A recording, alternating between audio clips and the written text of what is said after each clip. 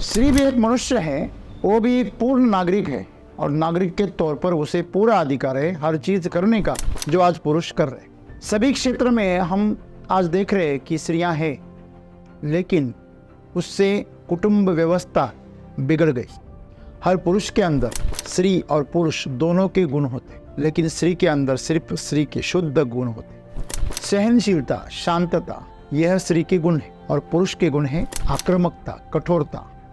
स्त्री पुरुष समानता इस समाज में होने से पहले वो आपके अंदर होनी बहुत जरूरी है। जब तक इसका संतुलन ना हो, पुरुष कभी भी जीवन का आनंद नहीं ले सकता। आपको आपका जीवन सुंदर चाहिए, आनंदी चाहिए, यहाँ तक वो स्वस्थ चाहिए, तो आपके अंदर वो संतुलन बहुत जरूरी है।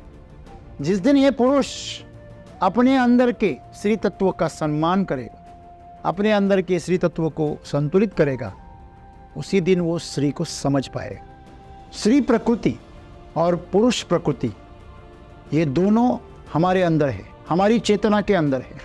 इसका संतुलन चाहिए जो हमारा नहीं है, और वो तभी प्राप्त होगा जब आप ध्यान करोगे, जब आप शांत हो जाओगे। जब तक शांति नहीं है तब तक संतुलन नहीं। अगर आप आपके अंदर की स्त्री को समझ रहे तो आपके कुछ बदलाव हो रहे, आप नम्र हो रहे, आप शांत हो रहे, आप करुणावान हो रहे, आप क्षमाशील हो रहे, तो इसका मतलब आप सुंदर हो, आप कमजोर नहीं हो रहे। तो अगर आपके अंदर किसी तत्व को अपनी जगह दिया तो सही में आप पशु से इंसान बन जाओ। आपके अंदर कोई पाशवी गुण नहीं रहे।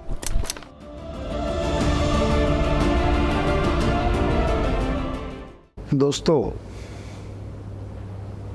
स्त्री पुरुष समानता,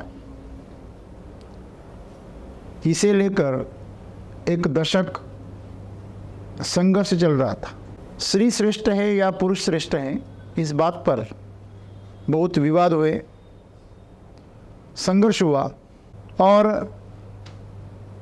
कानून भी पास हुए कि वह स्त्री है, इसीलिए उससे कोई मौका छीना नहीं जा सकता। स्त्री भी एक मनुष्य है, वो भी एक पूर्ण नागरिक है और नागरिक के तौर पर उसे पूरा अधिकार है हर चीज करने का जो आज पुरुष कर रहे। फिर एक दौर आया कि अभी सभी क्षेत्र में हमें स्त्रियां दिख रही। एक जमाना था जब महिलाओं को सीखने का अधिकार नहीं था, उन्हें घर से बाहर निकलने नहीं दिया जा रहा। वहाँ से लेके आज तक आज स्त्री पुरुष से कंधा मिलाकर काम कर रही, लेकिन फिर भी जो असंतुलन है वो आज भी बना है। सभी क्षेत्र में हम आज देख रहे हैं कि स्त्रियां हैं, लेकिन उससे कुटुंब व्यवस्था बिगड़ गई। छोटे छोटे बच्चे अपनी माँ की ममता से चूक गए और बचपन से ही उन्हें हॉस्टल में रहना पड़ा। अगर पहली कक्षा का बच्चा जो 6वीं का 6 साल का होता है, वो अगर अपनी माँ के बगैर रहे, अभी तो घड़ा कच्चा है, मिट्टी अभी अभी सूखी भी नहीं, और उसे आप रंगने के लिए भेज दे रहे, नुकसान होगा। तो आज की जो व्यवस्था है, समाज व्यवस्था थोड़ी अशांत हो गई, और इस तुलना में कहीं स्त्रियां पुरुष का अनुकरण कर रही हैं, कपड़ों के तौर पर, रहन सहन के तौर पर, आज़ादी के तौर पर तुलनाएं हो रही। ऐसा लग रहा है कि स्त्रियां पुरुष बनना चाहती, पुरुष की तरह अधिकार जताना चाहती, आक्रामक बनना चाहती। तो इससे हुआ ये कि जो आने वाली जो जनरेशन है, उन्हें ममता का कोई परिचय ही नहीं। आज हर युवा की तरफ, युवती की तरफ ये समाज पैसे कमाने की मशीन की तरह देख रहा। अगर शादी करनी है तो कोई ये नहीं पूछता कि स्त्री में लड़की में संस्कार कैसे है, लेकिन पहले पूछते हैं नौकरी करती है क्या, पगार कितनी है, क्योंकि इस स्पर्धा में हर किसी को टिकना है। आज जीवन थोड़ा बिखरा बिखरा सा है, इसी चिंता में सद्गुरु आज हमें कुछ बता रहे। वह स्त्री या पुरुष की बात नहीं कर रहे, वह उस गुण की बात कर रहे जो हमारे अंदर है। हर पुरुष के अंदर स्त्री और पुरुष दोनों के गुण होते, लेकिन स्त्री के अंदर सिर्फ स्त्री के शुद्ध गुण होते। लेकिन इस समाज व्यवस्था ने इस आने वाली जो चुनौतियां हैं, आर्थिक तौर पर, सामाजिक तौर पर, तो उसका सामना करने के लिए उसने भी कमर कस ली है। इसके चलते उसके अंदर के जो कोमल गुण हैं वह बिखर गए और वह भी पुरुष जैसी हो गई। आज हम जो घटस्फोट की जो मात्रा दिख रही है, उसका प्रतिशत जो बढ़ रहा है, इसका कारण है आप एक गद्दे पर अगर एक ईंट को आप ठोकोगे तो ना गद्दे का नुकसान होगा ना ईंट का नुकसान होगा, लेकिन आप एक ईंट पर दूसरी ईंट को अगर आप पटकोगे तो दोनों भी बिखर जाएगी, टूट जाएगी। बस यही है सहनशीलता, शांतता, यह स्त्री के गुण है और पुरुष के गुण है आक्रामकता, कठोरता। यह आज हम जो एक नज़ारा देख रहे हैं वो थोड़ा सा धुंधला धुंधला है कि क्या होगा, कौन पीछे हटेगा। अगर दोनों में से कोई पीछे नहीं हट रहा है तो संबंध बिगड़ जाते। इसी चिंता में सद्गुरु आज हमें बता रहे, वह स्त्री की बात ही नहीं कर रहे हो, वह बस पुरुष की बात कर रहे। पुरुष के अंदर जो स्त्री तत्व है, साइंटिफिकली हमने देखा कि एक्स और वाई जो क्रोमोसोम्स हैं वह एक स्त्री तत्व को दिखाता है और एक पुरुष तत्व को दिखाता है। हर सेल में आधा पुरुष है और आधी स्त्री है। हर डीएनए में वो आधे आधे बटे। बात यह है कि आप किसको पोषित कर रहे हैं। तो कभी स्त्री तत्व बढ़ जाता है तो पुरुष श्रेण हो जाता है, शर्मिला हो जाता है, नम्र हो जाता है, शांत हो जाता है, अबोल हो जाता है, करुणावान हो जाता है, लेकिन उसके अंदर आक्रामकता कुछ बचती नहीं। ये चिंता का विषय है। अगर सांप फन्ना निकाले तो उसे कुचल दिया जाएगा, उसके ऊपर रक्षा की जिम्मेदारी है। अगर वही श्रेण हो गया तो रक्षा कौन करेगा। तो उसके अंदर पुरुष तत्व भी चाहिए और स्त्री तत्व भी चाहिए, दोनों का संतुलन चाहिए। स्त्री पुरुष समानता इस समाज में होने से पहले वो आपके अंदर होनी बहुत जरूरी है। जब तक इसका संतुलन ना हो, पुरुष कभी भी जीवन का आनंद नहीं ले सकता। आप देखना, जब भी पुरुष खुश हो जाता है, आनंदित हो जाता है, बड़ा विनयशील हो जाता है, बड़ा ग्रहणशील हो जाता है, करुणावान हो जाता है, माफ कर देता है। लेकिन जब भी उसके अंदर का स्त्री तत्व लुप्त हो जाता है तो आक्रामक हो जाता है, खूंखार हो जाता है। तो इसका संतुलन होना बहुत जरूरी है।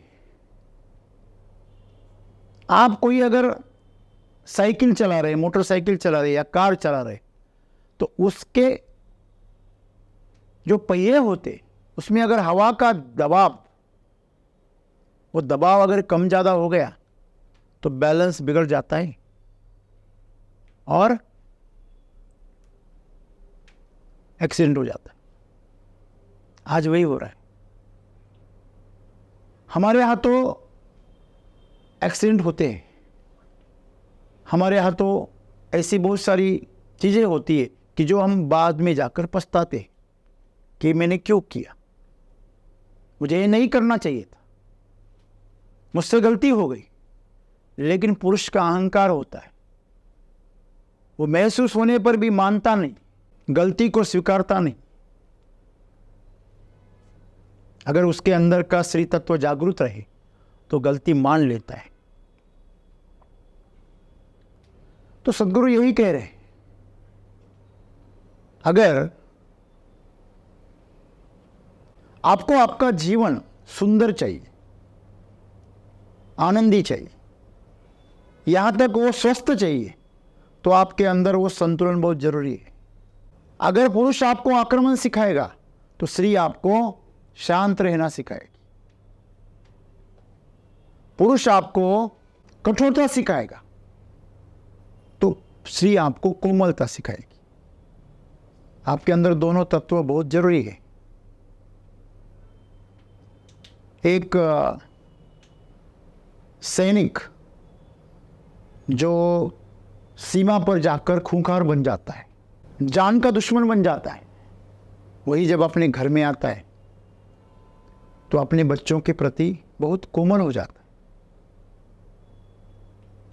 तो वह कोमलता उसके अंदर की श्रयण गुण की साक्ष्य देती है। स्त्री ऐसा नहीं कर सकती। अगर उसे ऐसा करना भी है तो उसके अंदर दुर्गा माँ को अवतरित होना पड़ेगा, और वह हर किसी की बस की बात नहीं। स्त्री का जो क्रोध होता है वो क्रोध भी क्रोध नहीं होता, उसके पीछे करुणा छिपी होती, उसके पीछे ममता छिपी होती, उसके पीछे चिंता छिपी होती, और वो चाहती है, वो क्रोध भी करती है तो उसके जरिए प्रेम करना चाहती है, वो झगड़ा भी करती है। ऊपर से तो झगड़ा है लेकिन अंदर से बड़ा प्रेम है। लेकिन पुरुष का ऐसे नहीं होता, वो जैसे बाहर होता है वैसे अंदर होता है। इसीलिए तो स्त्री को रहस्य कहा गया है। वो बाहर से जैसे है वो वैसे नहीं होती।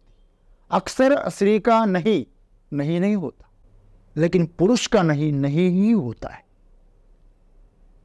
अगर पुरुष ने किसी चीज को मना कर दिया तो समझ लीजिए वो मना ही कर रहा है, लेकिन स्त्री का ऐसे नहीं होता। वो अगर मना कर रही है तो शर्मा रही है, या आदर कर रही है, या संस्कार दिखा रही है। वो पर्दे के पीछे छिपना चाहती। तो ये जो गुण है दोनों, ये बड़े सुंदर है। एक कर्तृत्व पुरुषार्थ दिखाता है और एक सुंदरता दिखाता है। किसी भी चीज को मजबूत होना बहुत जरूरी है। कोई भी चीज आप समझो, कोई आप एक घर बना रहे हैं तो मजबूत होना बहुत जरूरी है। कोई चीज बना रहे हैं आप तो मजबूत होना जरूरी है, लेकिन उसके साथ ही वो सुंदर होना भी जरूरी है। आपने देखा होगा कि फॉरेन कंट्रीज में इतनी बड़ी बड़ी इमारतें अभी खड़ी की जा रही है, उसके साथ में उसमें बहुत सारी सुंदरता है, आकर्षकता है। हमने इतिहास में जितने महल देखे बने हुए, वह विशाल है, मजबूत है, उसके साथ वो सुंदर है। मैं अभी आपको उस चीज का नज़ारा बता दूं। जब भी मैं मेरी कार से ट्रैवल करता हूं तो दिखने में एंडेवर तो इतनी मजबूत है कि ऐसा लगता है कि इसका दरवाजा बंद करे तो हाथी का बल लगे, लेकिन वो बहुत ही कोमल है। आप उसे हल्के से भी धक्का दे दो तो अपने आप बंद हो जाता है। उसके पास स्ट्रेंथ है, मजबूती है, वजन है, साथ में कोमलता है। इसीलिए तो लग्जरी है। मजबूत तो टेम्पो ट्रैक्स के दरवाजे भी होते हैं, लेकिन वो कोमल नहीं होते। तो जब भी टेम्पो ट्रैक्स वाले एंडेवर में बैठते हैं तो बड़ी भूल करते, वही भूल हम मनुष्य, हम पुरुष करते हैं। अगर आपके अंदर श्रेयन गुण अगर नहीं है तो आप स्त्री के साथ बदसलूकी करोगे, ताकत दिखाओगे। हम सीधी सी बात है, जब आप किसी से शिकायत करते हैं तो अगर सामने अगर स्त्री है तो कम से कम इतनी तो अक्ल हो कि उसके हाथ कैसे पकड़े। वो कोमलता आपके अंदर दिखनी जरूरी है। अगर आपका प्रेम भी अगर हिंसक है, ये हो सकता है, पुरुष का प्रेम हिंसक होता है, हो सकता है, लेकिन स्त्री का प्रेम कभी हिंसक नहीं होता। अगर वो होता है तो ये आज के समाज व्यवस्था का दुष्परिणाम है।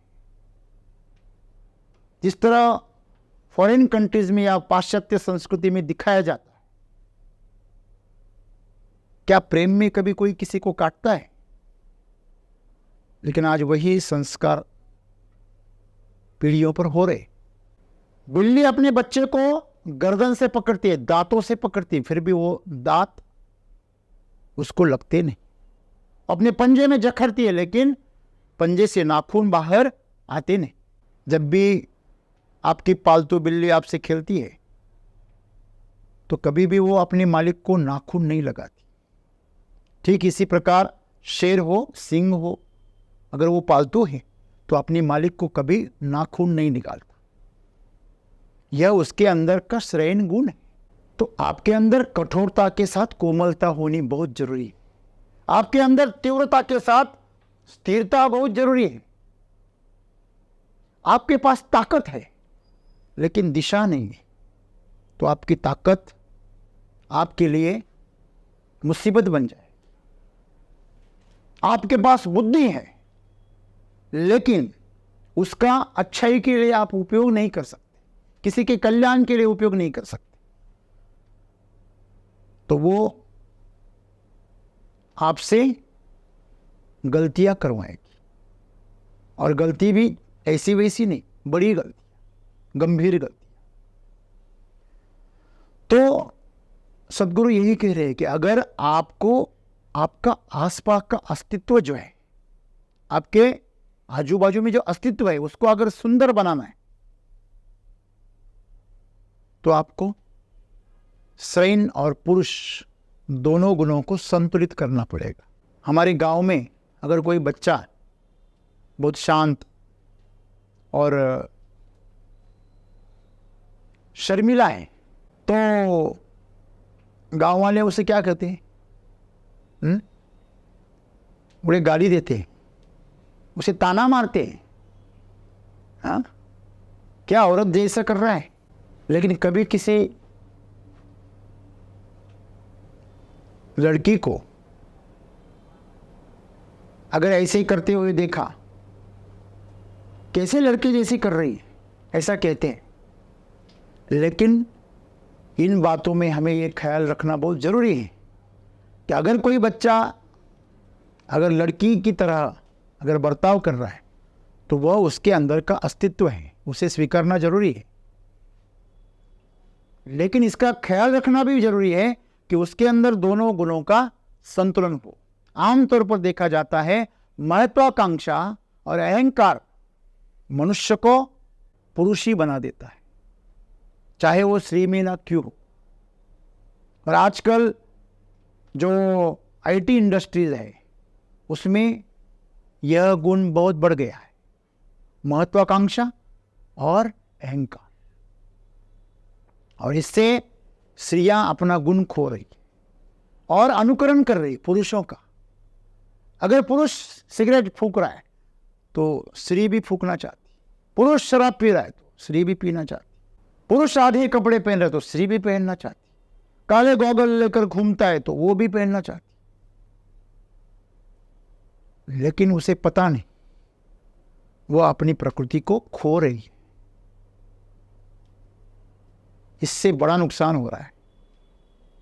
पुरुष जो है वह पुरुष तो है ही, लेकिन वो श्रेण भी है, लेकिन स्त्री पूर्ण श्रेय है, पूर्ण श्रेण है।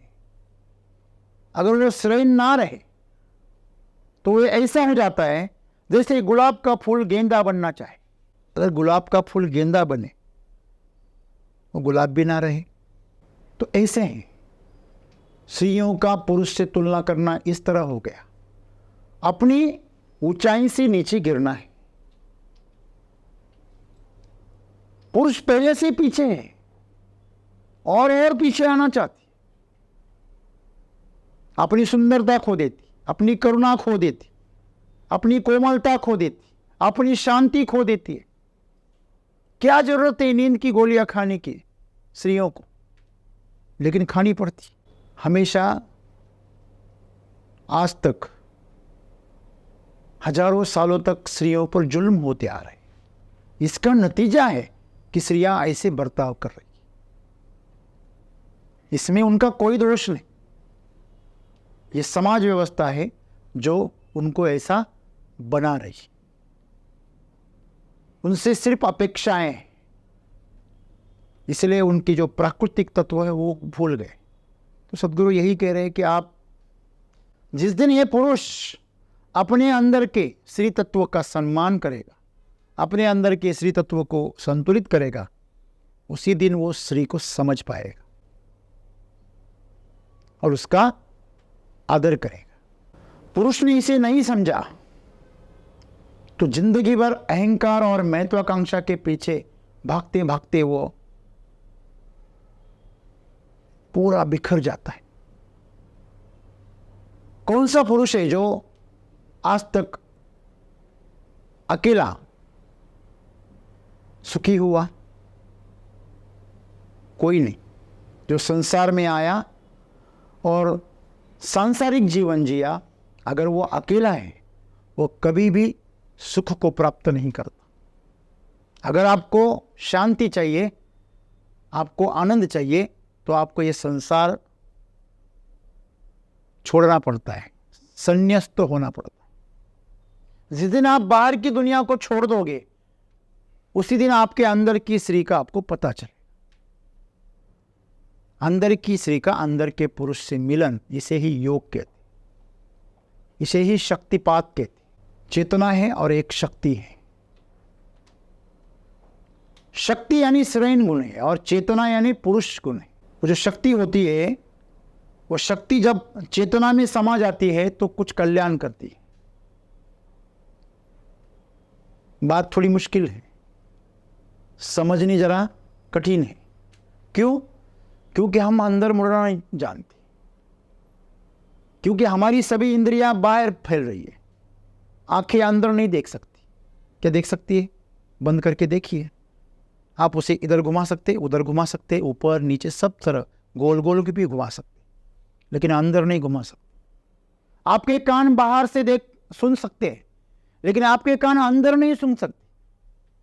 आप कितना भी कोशिश करो, आपके कान का कोई उपाय नहीं। आपके पेट के अंदर क्या है, उसका स्वाद आपकी जीवा नहीं चख सकती। अगर उल्टी हो जाए तो पता चले, लेकिन वो भी थोड़ा सा है, झलक है। तो आपके अंदर आप क्या हो? जीवा खुद अपनी स्वाद को नहीं जानती, नहीं जान सकती। अपनी आंखें अपनी आंखों को नहीं देख सकती। हमारे कान खुद को नहीं सुन सकते। हमारी त्वचा खुद को स्पर्श नहीं कर सकती। करेगी तो दूसरी त्वचा करेगी, खुद नहीं कर सकती। इंद्रियां कोई काम की नहीं। जब आपको अंदर मुड़ना है तो आपको वहां पे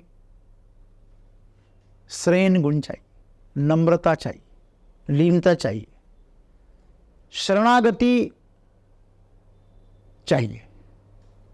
और शरण जाना पुरुष को कभी भी राज नहीं आता। यह स्त्री का गुण है। अब हमेशा देखना, मैं आजकल की बात नहीं कर रहा, हमेशा की बात कर रहा, कि हमेशा स्त्री ही एक कदम पीछे लेती है।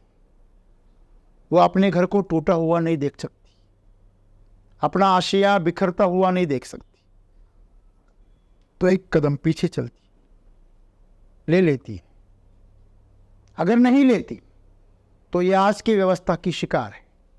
उसके अंदर पुरुष गुण हावी हो गए और वो अपना नहीं है उसका।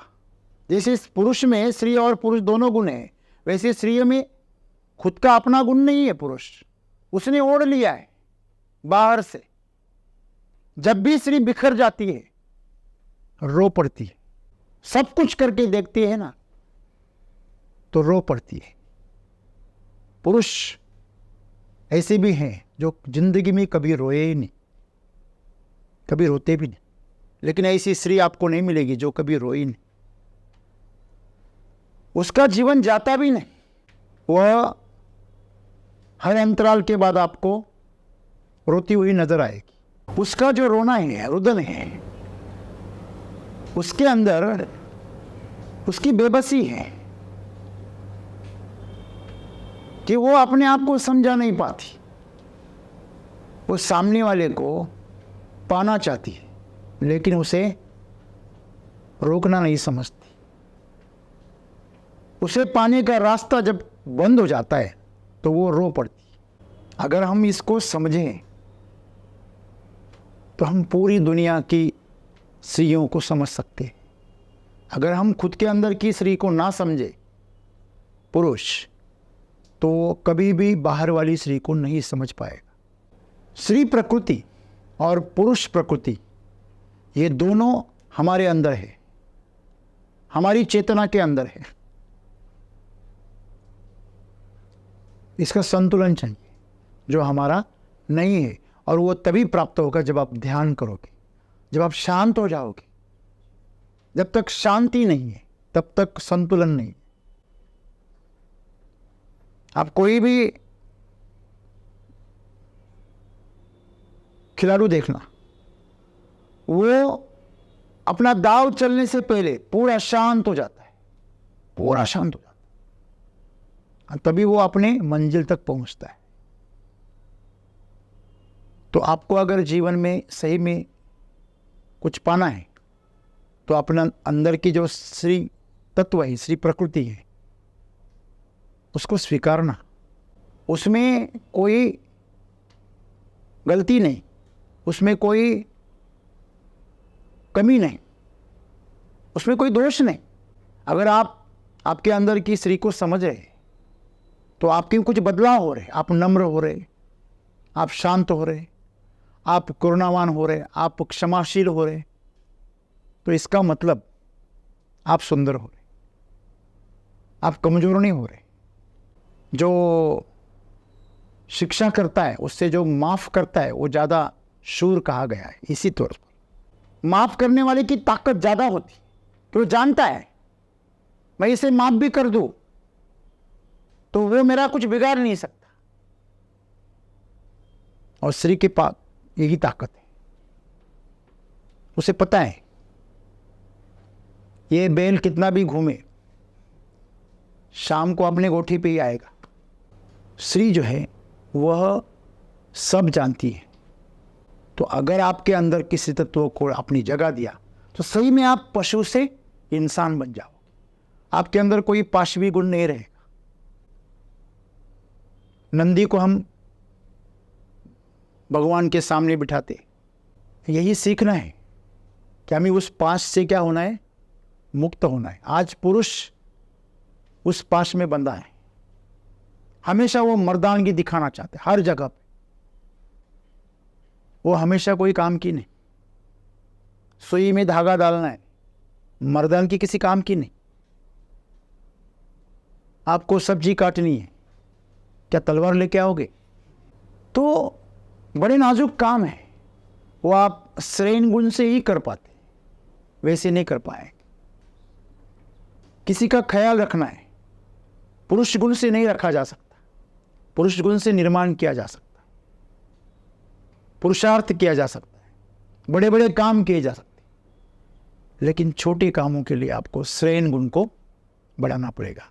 मैं जब टीचर था तो एक ट्रेनिंग में गया था, और ट्रेनिंग जो था वो स्त्री पुरुष समानता के ऊपर था।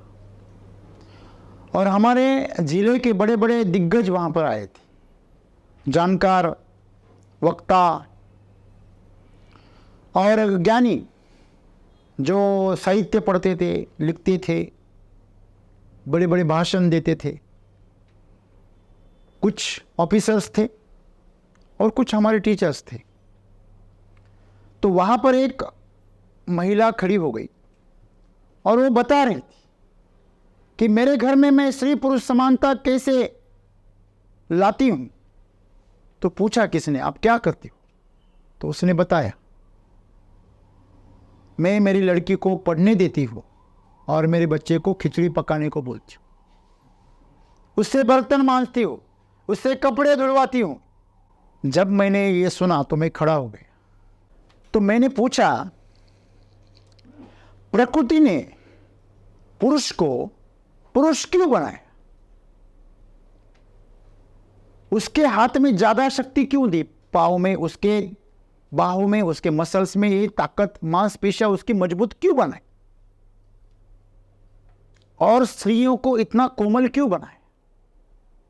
प्रकृति को भी समझना बहुत जरूरी है।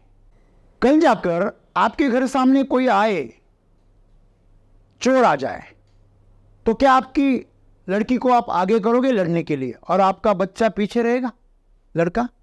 तो ये आपको चलेगा? आप आपकी लड़की को लड़का बना रही है और आपके लड़के को लड़की बना रहे। प्रकृति तो ये नहीं चाहती। स्त्री पुरुष समानता का मतलब क्या हुआ? प्रकृति ने जिसको जिस लिए बनाया उसको वो करने की पूरा मौका दो। वो जो करना चाहती उसे करने दो। यही तो समानता है। समानता का मतलब क्या हुआ? समानता का मतलब हुआ जो करना चाहता है उसे वो करने दे। अगर कोई एक रोटी खाना चाहे तो उसे एक रोटी खाने दीजिए। अगर कोई 2 रोटी खाना चाहता है तो उसे 2 रोटी खाने दीजिए। लेकिन समानता का मतलब हर किसी ने 2 ही रोटी खानी चाहिए, ऐसा थोड़ी है। जो काम पुरुष कर रहे हैं वो स्त्रियों ने करना चाहिए और जो काम स्त्रियां कर रहे हैं वो पुरुष ने करना चाहिए। तो बच्चा भी अभी पुरुष के पेट में जाएगा, ऐसे हो नहीं सकता। और ये करना अप्राकृतिक है। ठीक इसी प्रकार आप आपके बच्चों के साथ जो कर रही है वो अन्याय है, जो आज तक पुरुष स्त्रियों के साथ करते आए। तो आप क्या अलग कर रही है? वही आप चीज उल्टा करके दोहरा रही। शायद 15 मिनट के बाद सबको मेरी बात जच गई, फिर शांत हो गया माहौल। बात इतनी सी है कि आप समानता के नाम पर स्त्री को पुरुष और पुरुष को स्त्री ना बनाए। उनको अपने प्रकृति के अनुसार खिलने दे। आप गुलाब को गेंदा बना रहे हो, गेंदे को गुलाब बना रहे, क्या बड़ी बात कर रहे? अगर गेंदा गुलाब बन जाएगा तो गेंदा कहां से लाएंगे?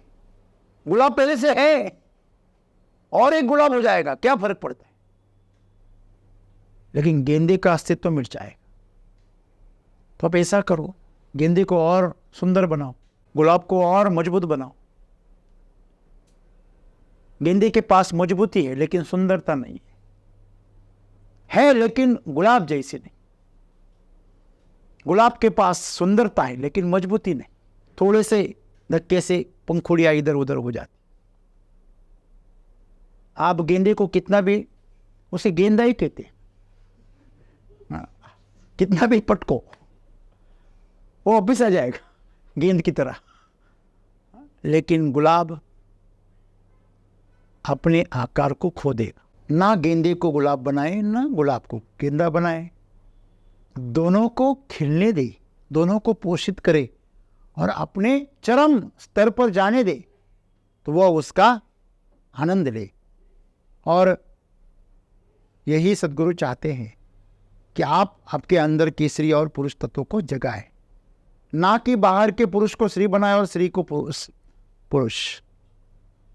और कामों को बदल के कभी आप जेंडर नहीं बदल सकते।